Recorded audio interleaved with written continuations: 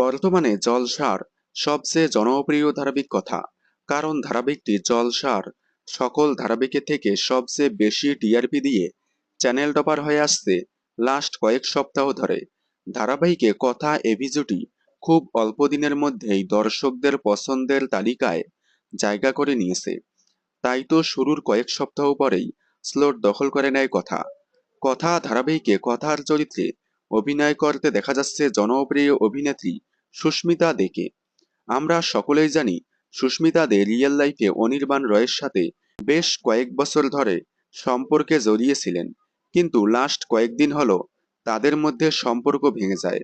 সুস্মিতা দে এবং অনির্বাণ রয়ের ব্রেকআপ হয়ে যায়, কিন্তু কী কারণে সুস্মিতা দে এবং অনির্বাণ রয় আলাদা হয়ে যায় তার সঠিক কারণ এখনো সঠিকভাবে জানা যায়নি।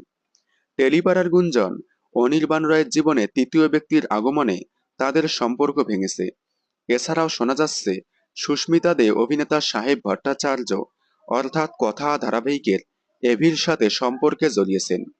শোনা যাচ্ছে সুস্মিতা দে এবং সাহেব ভট্টাচার্যের মধ্যে নতুন সম্পর্ক তৈরি হয়েছে, যদিও এই প্রসঙ্গে সাহেব ভট্টাচার্য কিছুই বলেননি। তবে কথা ধারাবাহিকের ফ্যানদের মনের আশা, কথা এভি জুটি পর্দার পাশাপাশি রিয়েল লাইফেও যেন জুটি হয়।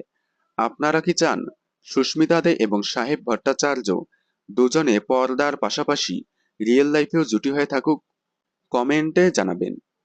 বিনোদন জগতের সকল আপডেট সবার আগে পেতে চ্যানেলটি সাবস্ক্রাইব করে পাশে থাকা বেল আইকনে ক্লিক করে রাখুন। ধন্যবাদ।